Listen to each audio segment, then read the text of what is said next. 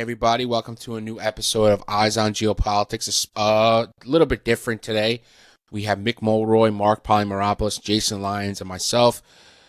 We are completely and 100% CIA funded. Go to cia.gov if you want to join. I wish. Send me a check. So today's show is a little bit different. We usually talk about like current events, what's going on in the world and stuff like that. Obviously, a lot is still going on.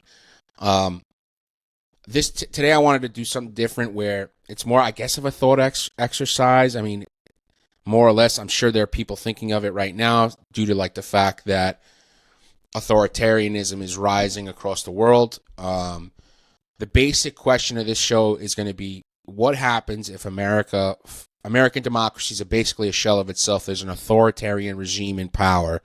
What would allied and enemy intelligence agencies be doing in America in terms of operations? That you see them working, we see China and Russia doing stuff now, obviously. But I want you to picture 5, 10, 15 years from now, there's an authoritarian regime, and like places like Canada or the other Five Eyes, NATO intelligence agencies, what would they be doing in America in terms of operations? So I figured have the CIA guys on, they would have a good understanding of that. So here we are. I'm here with the experts. And, Mick mentioned before we started recording about talking about the rise of authoritarianism in the world. I mean, it's obviously rising as clear as day. There's statistics behind it. So thank you guys for being here. And Mick, you want to talk about the rise of authoritarianism in the world that's going on? Sure. And this is something we talk a lot about on the Stoicism side. It's kind of a long history of Stoics pushing to get back against tyranny and autocracies. So I'm familiar with these statistics, but I want to make sure I get it right. So according to Freedom House World 2025 report, 60 countries experienced declines in political rights and civil liberties. That means 40% of the world's population saw a decline in their freedoms. There's now 91 autocracies in the world, only 88 democracies, and the rest are somewhere in the middle. That's the worst it's been in 20 years. And up to 65 to 70% of the world's population lives in an autocracy. What else? It's key here. Yeah, there was an interesting graph I saw. So this last one I'll just throw out there. This is the 19th consecutive year of worldwide civil liberties becoming less for the people of the world. 19 consecutive years. So the reason why I'm pointing this out is obviously to alarm people that we're going in the wrong direction worldwide, but also to point out that it's not some crazy idea. I personally don't think we'll ever get to an authoritarian state in the United States. Happy to have people disagree with me on that. So I'm not saying the sky's falling, but I'm also not, blind, and I don't think anybody should be blind to the fact that the idea of autocracies around the world are becoming more prevalent and essentially view themselves as some kind of alliance against us, the democracies of the world. And I think the United States should always and is the beacon of freedom and actually the leader of the free world. So I would start with that, throw it over to you guys. But I thought it was important to point out that this isn't some, ridiculous notion that there's an issue with freedom around the world, and it could affect the United States. Mark? So I think Mick's right in the sense of, in 2025, we should not do things that I used to do when people like you call and say, hey, you want to talk about this? I'd be like, that's crazy. I don't do that anymore.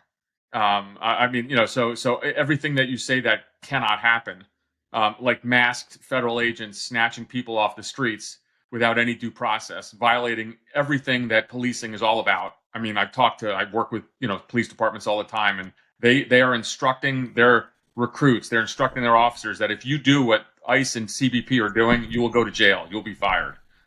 So there is, we see this every day in terms of elements of autocracy and fascism. It's horrifying to me because I lived in these places around the world. So I think that it's okay to talk about this, even if, I agree with Mick. It's unlikely, but it doesn't mean it's not impossible. The other part of it is that, for those of us who served overseas, America meant something. I'll never forget, and I think I sent you all a piece I recently did about living in Damascus and walking to the embassy at night and seeing the silhouette of the American flag, and that it really meant something to the members of the small embassy staff, but also to the Syrian people, because America stood for economic, liberalism and political freedoms. And I think that's a question now. There is a slow, march towards authoritarianism here. It's a president who believes in this kind of unitary executive power.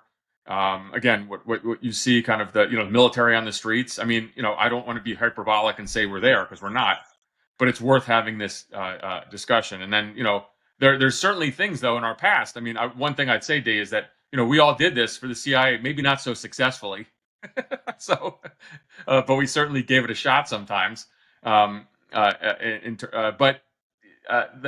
a lot we can offer in terms of what both our allies and our adversaries would be doing. And I think, just to maybe start the conversation, is to note that what you would do as former case officers here is that you would look for recruitment targets.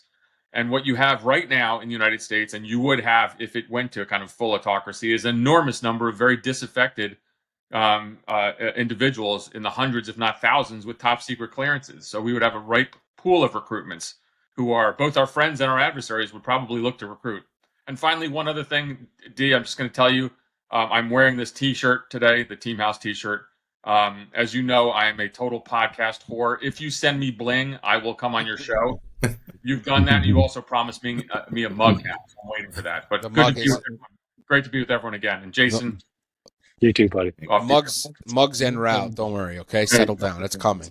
The payment's in the mail. So I can get recruited by anybody if you give me bling. Yeah, you're easy. Notes are being taken. Yeah. You hear that, China? Just send them over some stuff. Awesome. Jay, what do you think? What do you take from this? So when you first put it out about doing this, my first thought was I don't have the years and years of experience that Marc and Mick do, but I do have some experience. So I tried to look at it, put myself back in the shoes of myself as a junior officer. Like, what would my boss be telling me to do if I was in the United States from a foreign intelligence services, and all of this has happened? What would they task me to do? And then also I was able to pull on, I have a little bit of liaison experience. So, I think that would be very important as well. So I would be, along with reaching out to my contacts and my assets, I would also be trying to work my liaison contacts as well to see what their feelings are on what's happening in their country, and they have the pulse. So those are the kind of things that I was thinking about leading up to this. But I agree with both of them that I don't think we're there yet, but I think all of the pieces are in place and all the signs are showing that we're running towards that. We're taking the baby steps towards that. And it's concerning, because I also looked at it as a father, and a grandfather. What is my children and my grandchildren's future going to look like if things keep going like this? And if you look at this like it was a competition, if you will, between an autocratic system and ours, democratic system, they have a lot of advantages, right? When it comes to this kind of covert type warfare, right? We have a lot of freedoms and they can exploit that.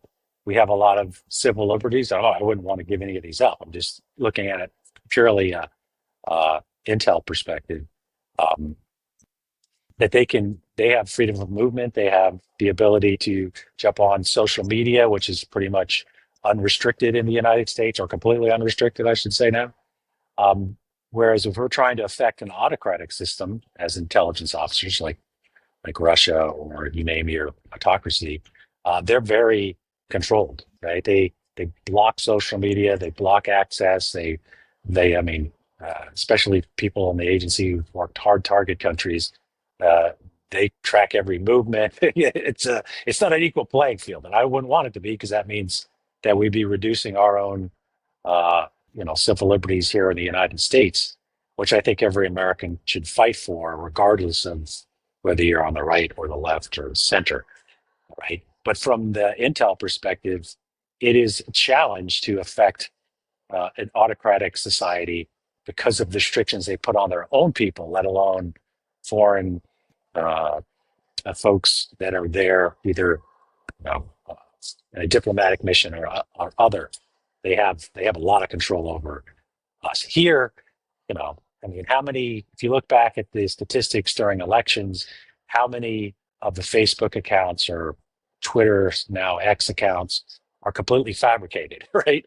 They're not even, they don't even exist. All they do is promote conspiracy theories against one American group against another American group, much of which is untrue. Probably the entire QAnon conspiracy theory was fabricated by an intelligence organization. I don't know that for a fact, but it's a lot of that stuff is either manufactured by a foreign intelligence service or amplified by an intelligence service. So, they say it was a real conspiracy theory that was out there by some uh, disenfranchised person. The fact that you see 50,000 people agreeing with it, you might think that it's legitimate. Because, I mean, why would, when in fact, all 50,000 of those people were generated fake accounts, right? So there's a lot of things they can do to exploit the United States system of freedom against ourselves and get us to start fighting against each other that we simply can't do in a place like China because they have complete control over the spread of information or disinformation on our social media sites, interwebs. And we saw this happen, of course. If you look at the indictments after Russian interference in 2016, the Russians actually, the Russian intelligence service sent individuals to the U.S. to set up, fake accounts on social media, and they were trying to exacerbate, kind of the hot button political issues in the United States, whether it was Second Amendment issues or abortion or Black Lives Matters. I mean, this is in the indictments. We have indicted Russian intelligence officers who did this because it's easy pickings here. Again, it's a free and open society. It's not difficult. But going back to what I said before, I thought about this actually when there was kind of these rumored purges at the FBI several months ago. And the FBI fired a lot of people, and a lot of people retired. But it wasn't as whole scale because at one point they said they're going to get rid of several thousand FBI agents, anyone who touched the Russia investigation. And the stupidity of that is multifaceted. First of all, it's ridiculous. FBI agents get assigned cases. It's not their prerogative what they work on and don't work on. But do you really want to fire 3,000 people, all of them who are armed with a sidearm and a shotgun and have a vehicle? I mean, just talking about fundamental things. And by the way, they also all have mortgages. They're sending their kids to schools and they got to pay for healthcare. And so, if our country kind of moves down that line again towards autocracy, and assuming, of course, and this is maybe a more scary thing, is that not everybody goes along with it. And I think the results last Tuesday show that that's not the case. There was some kind of hope for democracy, I think. But ultimately, what you have is a huge pool of potential recruits. Again, who there are friends of mine who were working in national security who were when the big reductions in force were taking place, and I think more are coming. But they said they were getting hit up on LinkedIn by a consulting firm from the Emirates or Singapore. Now, clearly, it's the Chinese or the Iranians or the Russians, and they're not going to say that. It'll be a commercial recruitment. But why would someone? And by the way, these people knew what it was. But if you're desperate and have no, you have to pay a mortgage. And you have no health care, you're going to take those offers. And so I think foreign intelligence services, and I'll get this wrong, I was not in the military, you guys were, but I don't know if it's called operational prep of the environment. I always throw in these acronyms that I learned from like Mick and Jason to sound really good on TV, and I'm freaking wrong all the time. Someone will write me a note. That's really not what operational prep of the environment is. I was like, I don't care, it sounded good. But ultimately, the operational prep of the environment, in theory, would be intelligence service would try to recruit disaffected individuals in the United States. And I think that and I think that's probably the case now. The other thing too is because, by the way, the FBI has decided counterintelligence isn't as important. I mean, I gave a talk at Georgetown Law School a couple of weeks ago, and someone there had a relative in the FBI who said, yeah, they've been running around doing immigration raids. And Kash Patel, the FBI director, has said they're going to pull people off of CI because it's let alone now dropping a college requirement to join the FBI.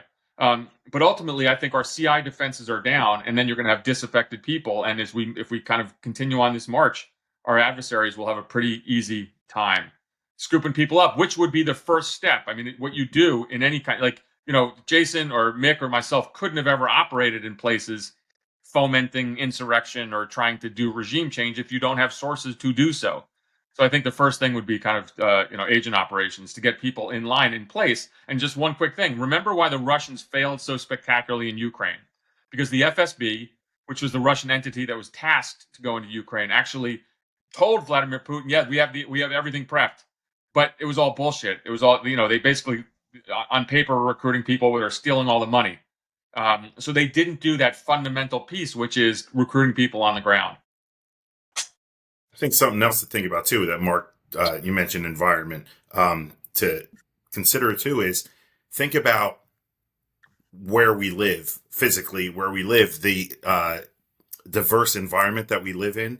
It's not hard for a Russian or a Chinese intelligence officer to either come over here or already be here and just blend into the environment, join these groups, Black Lives Matter, whatever it is, to start fomenting dissent, as well as pick out recruitment targets. Like I myself, like if I went over to Russia, just as a black man, I'd automatically be pegged as something. And then when I'm, it's determined that I'm an American, I'm automatic, then double, the problem. So depending on the cover that intelligence officer is here in the United States under, if it's official, then maybe, they might, catch a tail. Although today we don't know that that's absolutely true or not. But if they're here under non-official cover, they could disappear into the pond of fish and do whatever it is they got to do. So the next step, and let me throw the question to Mick. Sorry, D, I'm taking over from you. No, I love it. Always making my job easier. I was like, D, I'm going to be producer for a second. But for Mick, as you live out in a place where like everyone has like arsenals buried underground in their backyard, there is okay, so let's go back into our old world. All right, your agents on the ground. Well, what do you then need to do? You need to bring in things such as explosives, weapons, things to provide a surrogate force. Well, guess what you have in America? A incredible preponderance of weapons. Everybody's armed. So a foreign intelligence service would not even have to worry about smuggling anything in if they wanted to, mess with the United States on this. Mick, what are your thoughts as you live out in the land of? Yeah, and with an M4. Just to highlight that, and I'm a weapons owner, but me and Eric, my business partner, we're doing a documentary where you're traveling around, and a family friend of his owns a farm, and we went and we're talking to him, and the guy told us he had 50,000 rounds of ammunition. Like, what? I mean, just to emphasize the point, yes, everybody's armed in Montana. It is true. So it not to get into a Second Amendment question, but it would make invading the United States like an impossibility. But to your point, Marc, it also means that if you were trying to plant, caches that you could be used to send in teams like their version of special operations or paramilitary teams to start things in the United States, it would be easy, right? You could.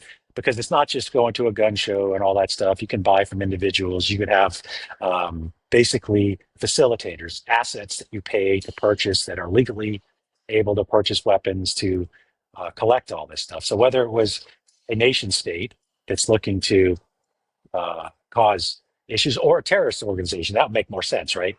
Because they're okay with getting caught and they're okay with not, it's not an issue of creating a third world war. It would be, we obviously have a lot of access to weapons. It's part of the freedoms of the United States, but it is a vulnerability. So we should always consider that. And since we have, three of us that were in the agency, questions I get sometimes, although I don't know why it still persists, but it'd be good. I think it's a good idea to bring this up. There is no deep state.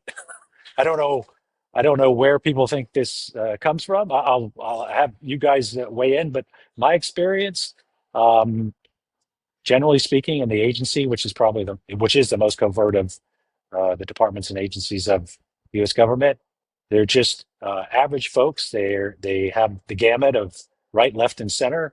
I've never seen anybody promoting their own political agenda through their actions in the agency.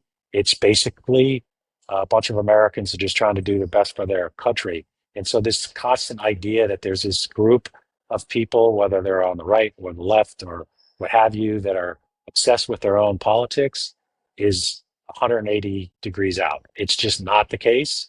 And folks that think that there should be purges because because they disagree with you politically are just, I think, patently wrong. And I hope we could at least end that concept.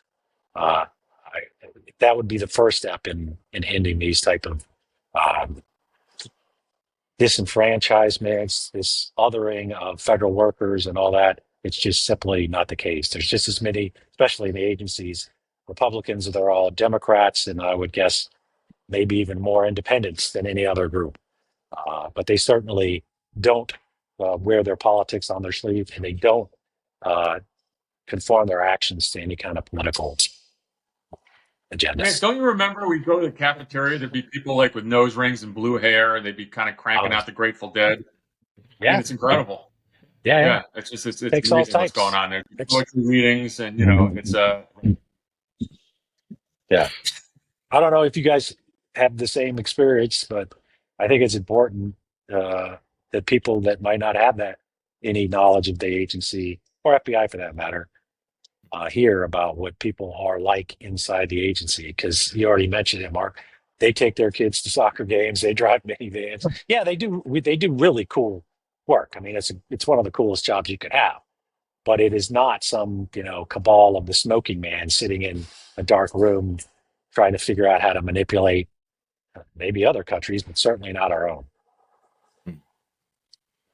I mean, look, I didn't know anyone's political ideology. I mean, those of us who have come out afterwards in in our private lives, I certainly you can sometimes hear people's political ideologies. I never heard it talked about at work. Of course, you're in a SCIF the whole time, a secure facility. We didn't pay attention to tweets or politics, and frankly, you were just a sharp tool of the U.S. government. And so, I agree with you totally. It's also ultimately, it's a pretty conservative institution. The idea that CIA or FBI is the deep state. I joke with my FBI friends, like they wear suits, like a coat and tie on the weekend. Again, they're not out there, popping gummy bears, or listening to Grateful Dead all the time. I mean, it's just, I find it preposterous, but that narrative is very much out there. And, it's something that I think that obviously still has a lot of weight in certain political groups in the United States. I mean, the MAGA world really does believe in this, and it's almost impossible to get rid of. But they are now the deep state, quote unquote, right? They're running the show, so it's like. Well, Kash Patel's flying around on his G5 after he used to criticize others for flying around on the G5. I mean, once you become the man, you're the man. But Mick, I think it's good that you bring that up, and it's important.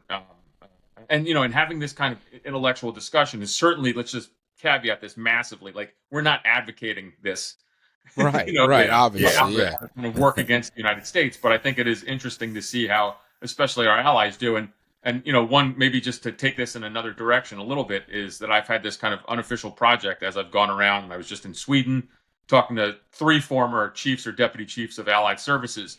And just the notion is, as the U.S. kind of moves towards, away from kind of the democratic norms, are our allies going to start restricting intelligence from us on certain issues? And when it comes to Russia, everyone has told me behind the scenes that they are. It's not going to be on counterterrorism or counterproliferation or other things, but on Russia, where there's just such a distrust of the United States. So our allies are withholding, and I think that's something that is pretty dangerous. It's pretty scary because, as Jason, as you noted, you ran liaison operations for a while. Like, liaison is, the sexy stuff of unilateral agent running is really fun, but liaison is just as important.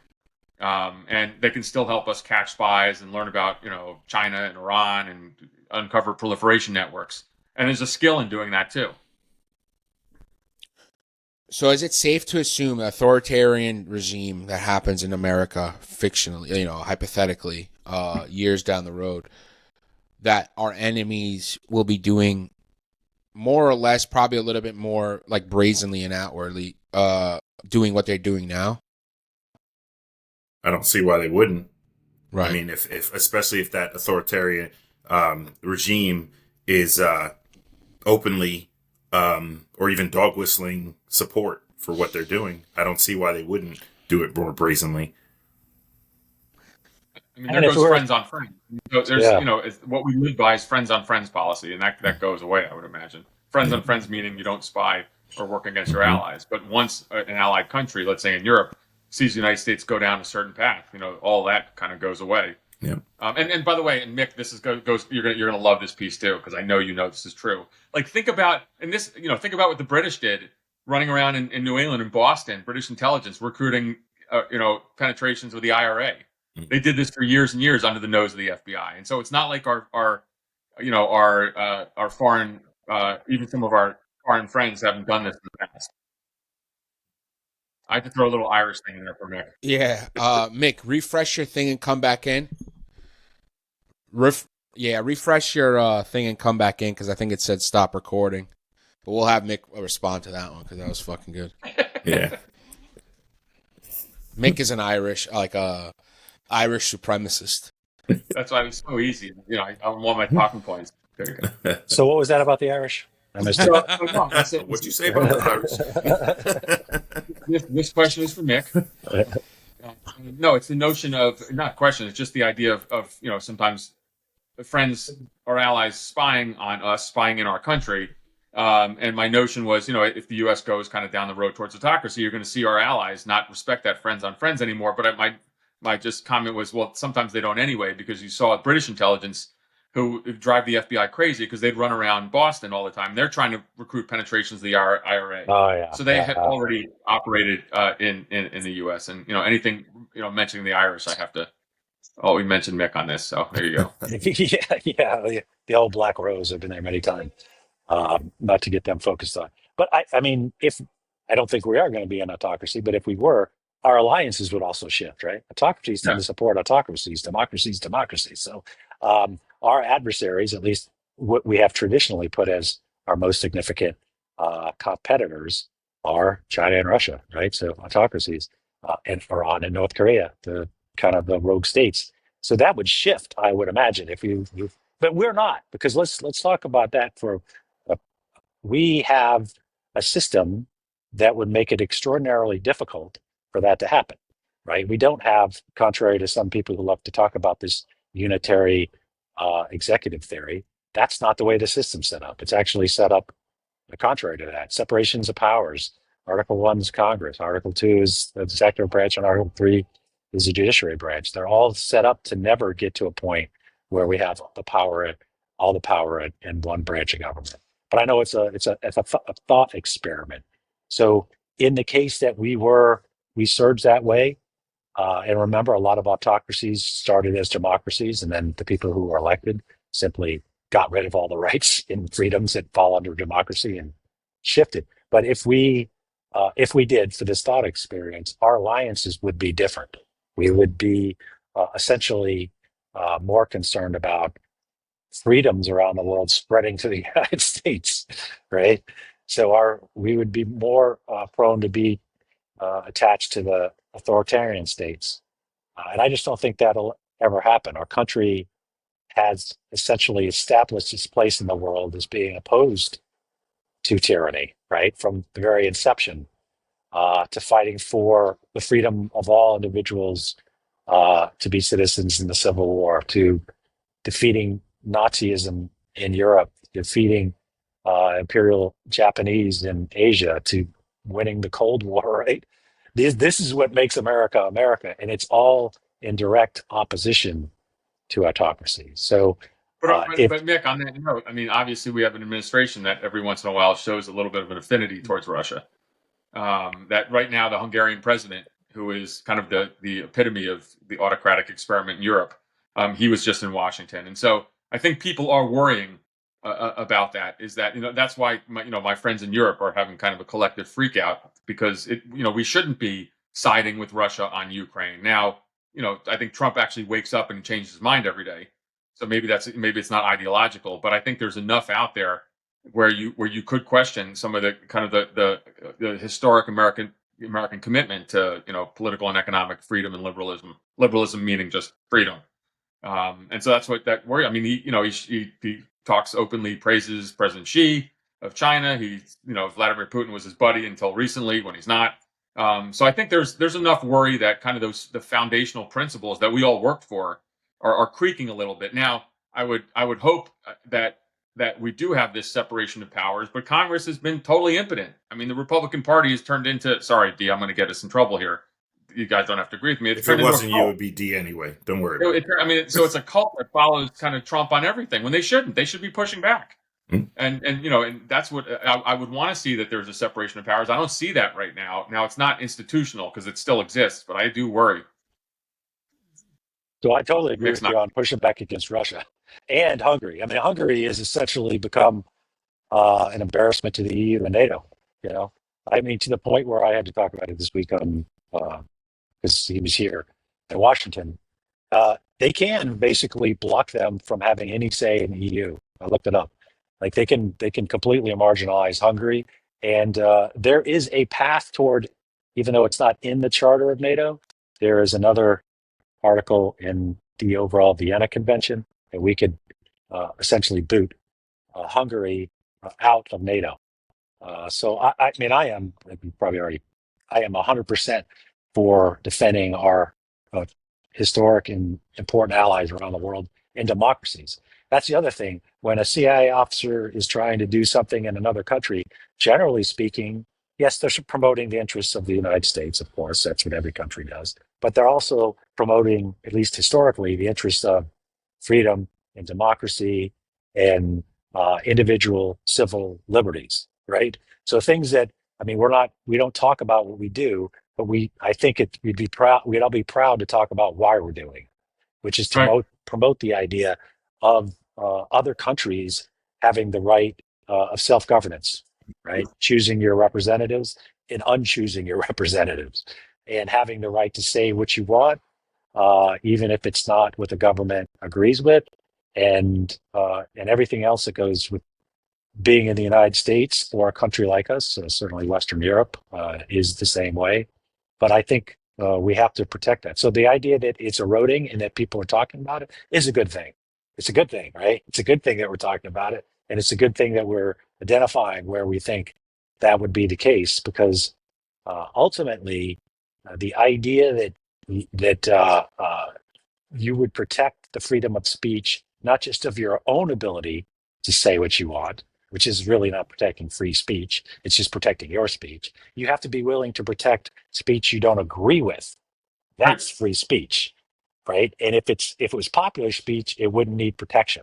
So every American, not that they listen to me, but every American, if you believe in free speech, you need to protect the right of somebody who thinks the opposite of you, whose speech is not popular. That's protecting free speech. So dissent is fundamental. I mean, that's what our country is founded on, the idea of dissent. It's good. Absolutely. Yeah. Absolutely. Even if you don't like it, that's fine. I mean, I live in DC, so there's a protest on every issue all the time. It's good. You welcome that. Because the other thing too is that's actually an outlet for people. It's better to allow them to protest on the street rather than get pissed off. Yeah. And that's when you see kind of regimes having huge issues. But the one thing that I think that is really interesting, though, is to see how our foreign partners are looking at us right now, and the amount of concern and worry. And so perhaps because Trump ends up being so kind of schizophrenic on policies, you can't say right now that Donald Trump is pushing forward a pro-Russia policy on Ukraine, because it just changes all the time. So in some ways, maybe that's a good thing, and they just think he's just incredibly unpredictable. I worried for a while, like, how do we run an agent, a penetration of the Russian intelligence service right now? It's a job of a case officer is harder if there's questions of, where is the U.S. going to go on policy, and is there a march to autocracy? All right, so like you guys mentioned, like historical allies, NATO and Five Eyes. What happens if, in this hypothetical, the United States is not a democracy anymore, authoritarian regime. What do countries like the Five Eyes, well, Four Eyes, and NATO, MI6, name your pick, what are they doing in the U.S. in terms of operations? Because I'm sure they still spy on us a little bit, right? Like they have embassies with diplomats. What are they doing if there is a one unitarian? Change, right? I mean, Yeah. under this hypothetical, our alliances would change. We'd be more closely associated with other authoritarian regimes around the world, right? And so what you're calling a Five Eyes wouldn't even exist. Yeah. Right. I mean, there wouldn't be a Five Eyes. It would be, or it'd be a different collection of eyes, right? That's never going to happen. But again, I need to keep saying that. But But I would say this. So I'm in the big city now. So I took the time to go to a movie last night, since we don't have a theater in town I live in. Went to saw Nuremberg. I'm going to go see that It today. was phenomenal. I think Awesome. Russell Crowe and Rami Malek should both get the Oscar. Obviously, you know what happened.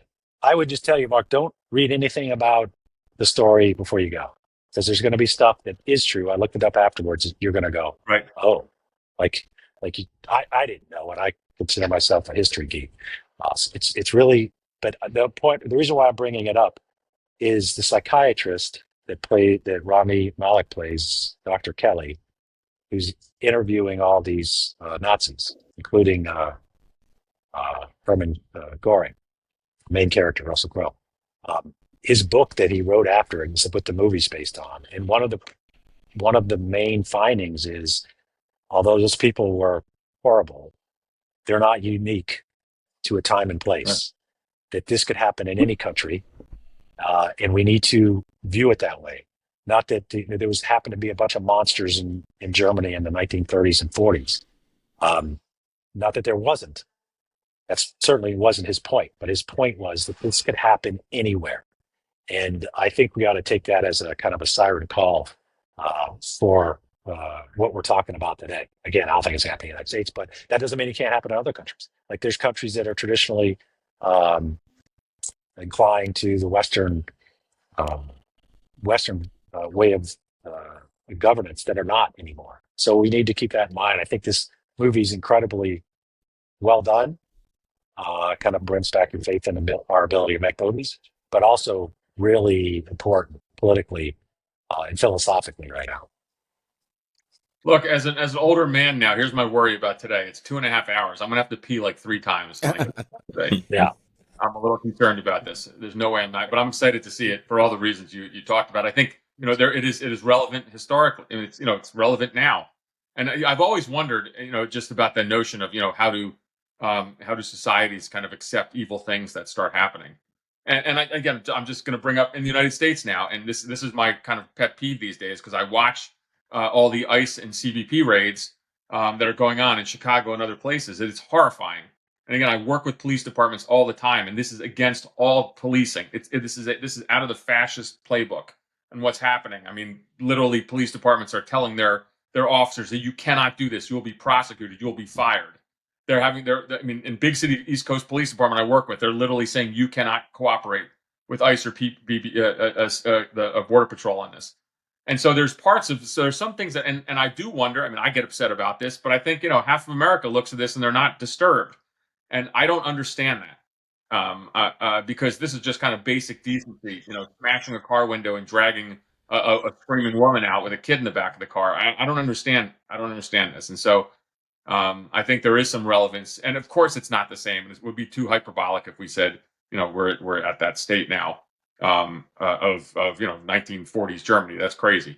But there's stuff that goes on today. You're just like, I'm not sure how this is happening in America. It's a little disturbing. So I got a question. What would a country like Canada be doing? I know like they're a friendly neighbor or whatever, but like they have a secret intelligence service. What are they doing in a country that is completely fallen apart at the seams in terms of liberal democracy? Are they working with resistance groups? Are they taking a more active role? Or like, what do you guys, speculative, obviously, what do you guys think they'd be So doing? you're thinking like a Handmaid's Tale kind of scenario here. Is that what? I mean, Yeah. because under that scenario, if you've read the book or the books, um, the United States becomes somewhat of an authoritarian country, and Canada's like freedom land, right? Well, no, Uh, my question's based on the fact that, if the U.S. Democracy were to like be a shell of itself, it would totally affect Canada because they're oh our yeah, neighbor, Mexico oh as yeah. well. Biggest That's trading why. partner. That's my thought process in terms. Even though Handmaid's Tale is great, but I think more than anything, their immediate mission would be to find out what is going to spill over into Canada. What are our plans, or what are whoever's in charge's plans?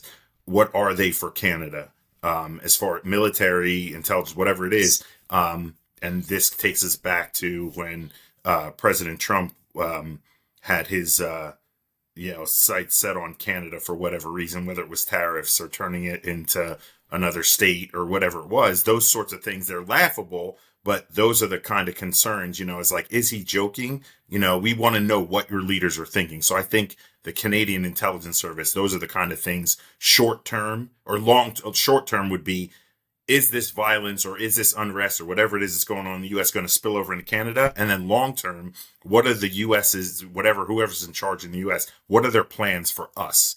Because we're neighbors, and Mexico would be thinking the exact same thing.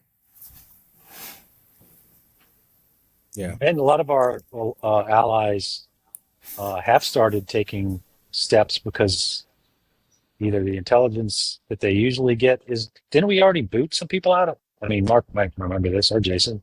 Didn't we already start restricting certain intelligence to some of the Five Eyes? And I know we were talking about it. But if we shifted entirely, then I think Canada's would look at us as one of their highest priorities for collection, Yeah. right? I mean, we're Yeah. way bigger than them, and we're right below them. Mm-hmm. And we've already Yep. talked about them being a 51st state. So if I was them, I would be quadrupling my military, making it, and probably trying to gain a nuclear weapon, right? The ultimate security, and increasing my intelligence capacity beyond one that just, basically butters up to the agency to get their intel, Yeah. and has the capacity to do it themselves, and including a covert element. So, I mean, that's what I think I would be doing if I was Canada. Yeah. Look, and there's things that are happening in Canada now in the sense of, there's obviously a massive crisis in confidence among Canadians in the feelings towards the United States. But Canada and U.S. These are the largest trading partners. But because of this kind of crazy tariff war, Trump sees a commercial during the World Series, gets pissed, and throws massive tariffs on Canada, which is bananas. But the Canadians are looking right now to China. I mean, they've announced it publicly. They said the U.S. may not be reliable. I mean, they don't want that because their economies are so intertwined. But they're gonna look to China as a more reliable partner. And I think the Chinese will probably take advantage of that. One of the things you see amongst our allies now, and again, this is why it's so kind of self-defeating in some of the kind of the rhetoric and the strangeness coming out of the White House when Trump gets pissed and lashes out, is countries that originally were going to buy, for example, the F-35 are not. They're going down different roads in terms of acquisitions. Portugal is not looking at the F-35. Ukraine just bought the Griffin, the Swedish fighter. Yep. And so, there are things that are happening in which there's questioning on U.S. reliability, and that's what you would see kind of in the future as well. Again, and it's not going to happen in this hypothetical scenario. It's kind of a creeping march towards authoritarianism. Now, to kind of put a favorable spin on this, I mean, I do think the American people don't like this notion, and there will be kind of pushback on that. But I guess we'll see in the midterms. We will. That's the other part of this. Tuesday was an example that, I mean, look, whatever party's in power, it's always good when there's a course correction. Everything happens. When the left comes into power, we swing too far to the left, and there's crazy shit the left does. The right comes into power now, they do stupid stuff. And so Americans usually course correct. And that's why I think Tuesday, because you did have, New York City race is stupid. And everyone, Fox News loves this, but it's irrelevant. But that's why when you see centrist candidates win governor races in Virginia and in New Jersey, I think that's a good thing. But I think the midterms will tell us a lot more. And divided government is a good thing. Americans like that, and there's a reason for that. Mick, you were going to say? Actually, I was going to say something similar to what Mark just said, that Cool. unfortunately, I mean, as I'm probably on the right, maybe Mark's on the left, and I don't know, Jason, you can characterize yourself, but what I see is the pendulum tends to never like slow down in the middle. It just goes, whoo, right? So you're talking Yeah. about the issues that we have with ICE right now. That probably wouldn't have happened if they didn't essentially open the border for several years, Yeah. right? Mhm. So Yep. I mean, if we could get the pendulum to slow down in the middle and maybe even stop, I think that would be very helpful. But that's politics. I understand that, but it does tend to cause a reaction it keeps pulling the pendulum higher up on the vortex, if that's the right term. You know what I mean? It goes higher up on each side each time. Yeah. And I don't think that's Agreed. helpful to the United States, and certainly not helpful to a modern democracy where it's very difficult to have a long-term strategy if we keep shifting entirely our, not just internal politics. I focus on external, but our allies want to be able to rely on us, period. They don't want us to every 4 years decide whether we want to support Ukraine all out or now we don't care. I'm not saying that's the case right now. Obviously, there's plenty on the right that do support Ukraine, but we have to promote democracy around the world to be the leader of the free world, or it's just rhetoric. If we're not promoting it, if we're not defending it, we're not putting our money where our mouth is, then this idea that the Reagan view of the shiny city on the hill, that's a beacon of freedom, that's a leader of the free world, we've all said for decades, is not true. And I don't think any American should want to get to a place where we're not viewed as that around the world. I think we're there, honestly. That's my worry, is that again, Mick, I know you travel all the time too, but I think we are closer to that point where people are questioning, about American exceptionalism, about America as the bright shining city on the hill. Just because exactly what you said, there's no Trump doctrine. It's transactional. The Reagan doctrine was very clear about fighting for fighting for freedom against kind of the communist menace. That's a good thing. But I don't think we have a doctrine now, and so I think that is a problem. That notion that inspired a lot of us. But maybe I'm too extreme on that.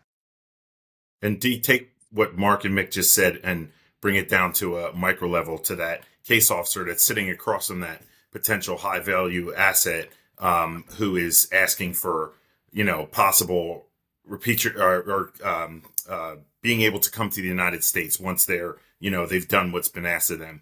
Are they going to trust? Are they going to say yes if their country is on a list of do not enters to the United States, or there's their loyalty to us would be questioned? Why would I say yes if I was a potential high level asset? Why would I trust what that case officer is saying on behalf of the United States, who is showing currently that depending on what you look like or what your views are, you may not even be able to come into this country. So that's something they need, that an intelligence officer would want to think about. Yeah, it's wild how all this stuff ripples, has like different ripples. I wouldn't want to go to diplomatic reception right now. Yeah, a lot of the time, doing a lot of explaining. It seems like the Russians and and others, like they're going to give you a wink and say kind of same. Mm. Who are they? I mean, but again, this does not mean that this is something that is kind of baked in stone.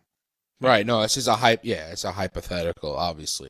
I mean, you guys worked in the CIA. For the most part, we've been pretty good to our assets, I'm assuming, right? In terms of getting them out. And at least, I mean, Afghanistan notwithstanding, that's another fucking disaster. But I'm saying CIA specifically.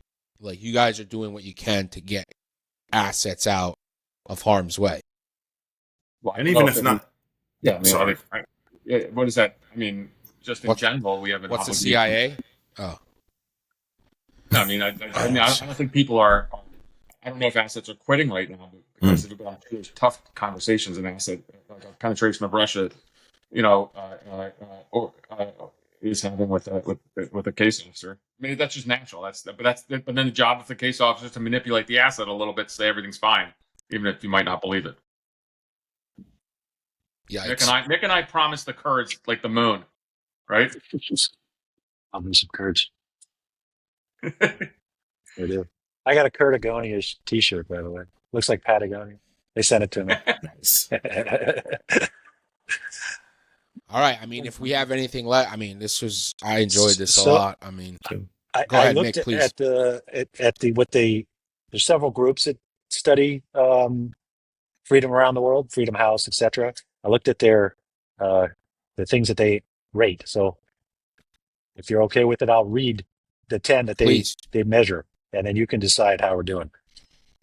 Erosion of free and fair elections, the concentration of power in the executive branch, the undermining of civil liberties and the rule of law, the delegitimization of the opposition, the use of emergencies, creating crisis to justify power grabs, the erosion of independent media, the fragmentation and loss of democratic norms, legal changes that shift power but retain the appearance of democracy, weakening of institutional resilience and oversight, and the decline in the public trust, legitimacy, and the commitment to a democratic society.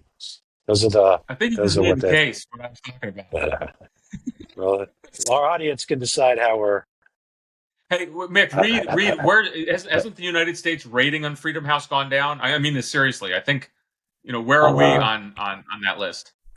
So I don't have the list. I mean, we could quickly. Okay. Chat GPT. I think I recall Freedom House being critical of or seeing that our stock is not rising.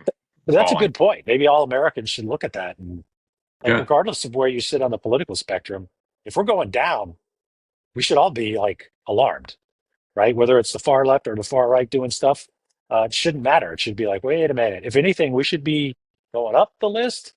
I'm pretty sure we're not on top.